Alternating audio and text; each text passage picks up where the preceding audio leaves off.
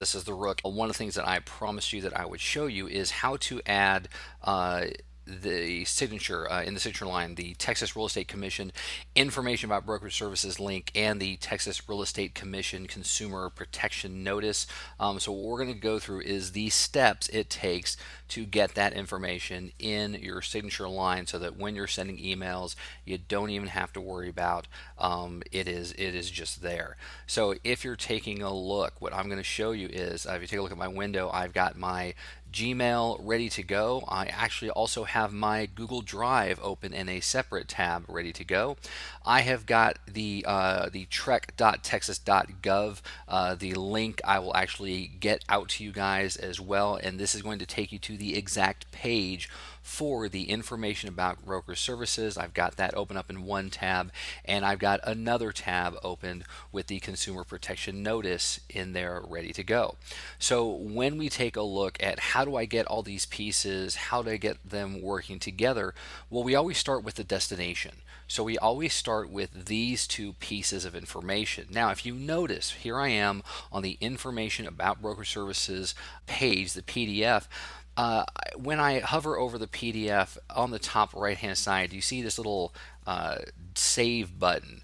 Don't click the save button, because if you click the save button, and just to let you guys know, this has to be filled out by all of the parties that are on this page. If it's not filled out, it doesn't count. Taking people to a blank information about broker services is not the way to go.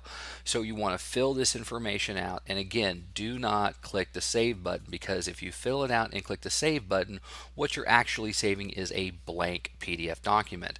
So what you want to do is you want to fill out all the necessary information in these boxes, and you are going to hit the print icon. Now, when you hit the print icon, and no, that doesn't mean I'm actually going to print this, but as you can see, I have the ability on every computer that's out there not to print, but to save it as a PDF. And that's what we're going to do. We're going to click on the save button, and what's going to happen is that we are going to save this PDF document on our desktop. And as you can see over here on the right, which is actually my desktop, you're actually seeing that PDF. And I was to double click on it, you are going to see the PDF file pull up. It is filled out there at the bottom, and that is what I'm wanting. So what I want you guys to do is I want you to go ahead and fill this out. You're going to hit the print button. Again, you're not going to print it. Instead, you're going to print to file, or select where it says save as a PDF and save it to your desktop. Once you have that done, that's great, good to go.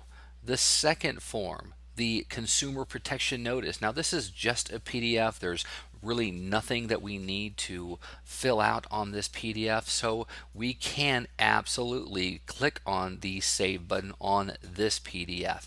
It will then save it on your desktop, so it's easy to get to. As you can see on my desktop, is right up here, ready to go. So that is it. We are going to now have these two PDFs. They are on our desktop, and that's great. And we're almost done. So we need to get these documents online, and we need to be able to share them with everybody who clicks on this link. So where's the best place to take a document like a PDF, put it online, and be able to share it? We talked about it today in class, and that is Google Drive. So you can get to Google Drive by going to drive.google.com, signing in with your Gmail account, and you are looking at your hard drive online. Now, if this is your first time going to Google Drive, you might not have any documents or folders ready to go. I do, so don't let that throw you off. So how do I get these two PDF documents from my desktop into Google Drive? Very simple. On the top left hand side, you see the button that says new. You're going to click on new, and then you have a choice: file upload, folder upload. In this instance, we're going to use file upload. We click on file upload. It opens up a window to your computer, and there are the two PDFs that are on my desktop, and I'm simply going to highlight these two PDFs and click on open. Now, if I wanted to, I could simply drag these two PDF documents and drag them into Google Drive. I could upload them that way. Either way is fine. So as you can see, Google is done uploading these two documents. So here they are. They exist. They are now on the internet, but they are locked behind my password. Well, I need to get them to be public and I need to get them to be shareable. But before I can do that, there's something I would advise you do. I would advise you to click on the file, not double click. I said single click, highlight the file, and I want you to right click on the file. And now I would like for you to rename the file to what it truly is. In this case, it is the Texas Real Estate Commission information about brokerage services, and hit OK. Now I have changed the name of the file to be what it actually is. I'm going to do the exact same thing with this file. So I'm going to click on rename, and I'm going to rename this the Texas Real Estate Commission, and it's late so I forgot the name. Consumer Protection Notice. Got it. Consumer Protection Notice, and hit OK. As you can see, I've got my two PDF files. They're ready to go.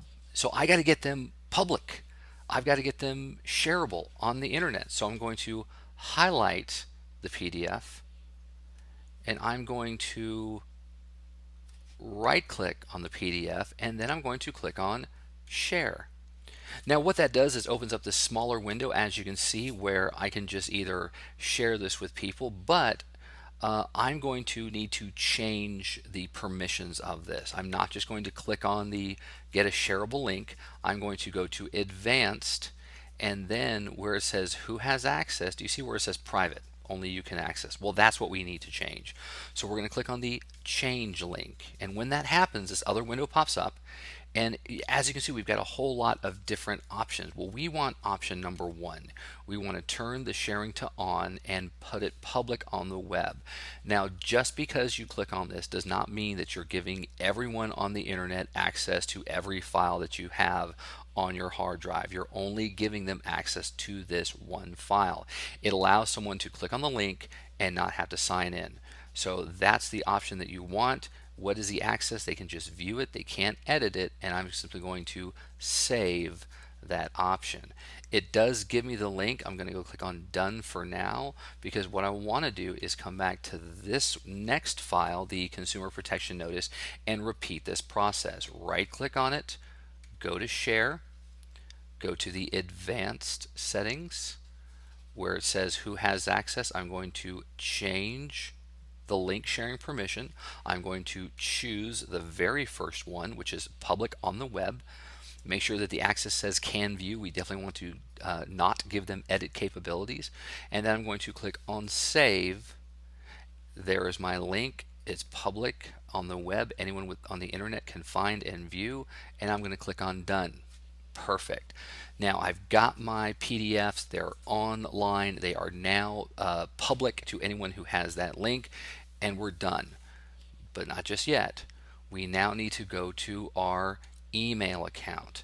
So here I am logged into Gmail. And again, if you missed something or I went too fast, this is a video, so feel free to pause, go back, watch it over again until you have it down. Now that I'm in Gmail, I'm simply going to go to the top right hand side, click on settings, scroll down to where it says settings again, and now I am in the first tab, which is general. Simply going to scroll down to where my signature is, and I'm going to put my cursor up at the very top, hit the enter button a couple times, and now this is where I'm simply going to retype my file name. So the two files that I'm getting is the Texas Real Estate Commission information on broker services, and then the Texas Real Estate Commission Consumer Protection Notice.